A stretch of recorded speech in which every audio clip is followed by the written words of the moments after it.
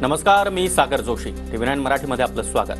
आपण टॉप 9 घडामोडी पाहणार आहोत. सुरुवातीला मनसे अध्यक्ष राज ठाकरे यांची देवेंद्र फडणवीसांनी भेट घेतली आहे, तर उद्धव ठाकरे यांच्या नेत्यांनी फडणवीसांची भेट घेतली आहे. या भेटीमागचं राज काय पाहूया टॉप 9 बातम्या.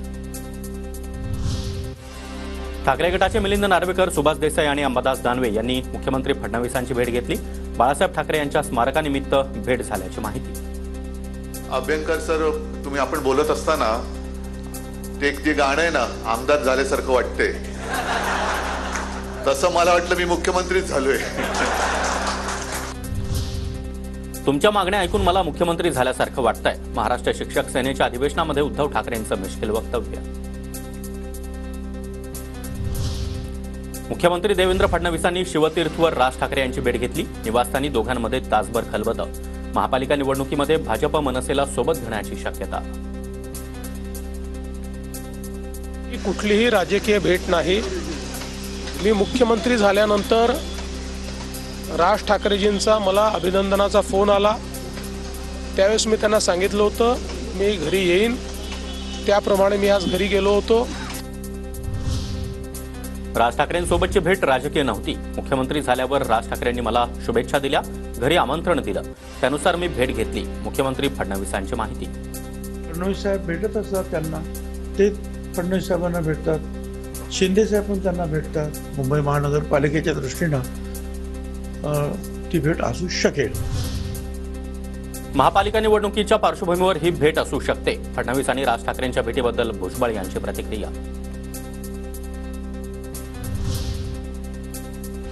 भाजपच्या कोट्यामधून अमित ठाकरे राज्यपाल नियुक्त आमदार होण्याची शक्यता. महापालिका निवडणुकीमध्ये भाजप मनसेला काही जागा सोडण्याची चिन्ह. राज ठाकरेंनी शिवाजी पार्कामध्ये एक नवीन कॅफे सुरू केला. तिथे लोक चहापानासाठी येत असतात. राज ठाकरे आणि फडणवीसांच्या भेटीवर संजय राऊतांची खोचक टीका. राज ठाकरे यांनी शिवाजी पार्कला एक कॅफे खोललेला एवढंच मला माहिती आहे. तिथे लोक चहा पानाला येत असतात सातत्यानं, आणि तो सगळ्यांसाठी खुला आहे आणि चांगली गोष्ट आहे. राजकारणामध्ये असं चहापान होत असतं.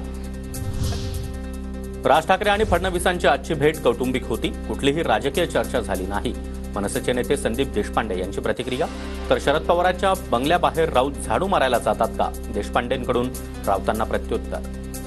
आपल्याला माहिती आहे सन्मान्य राजसाहेबांचे आणि फडणवीस साहेबांचे खूप जुने आणि वैयक्तिक संबंध आहेत आणि त्यामुळेच ही एक सदिच्छा भेट होती.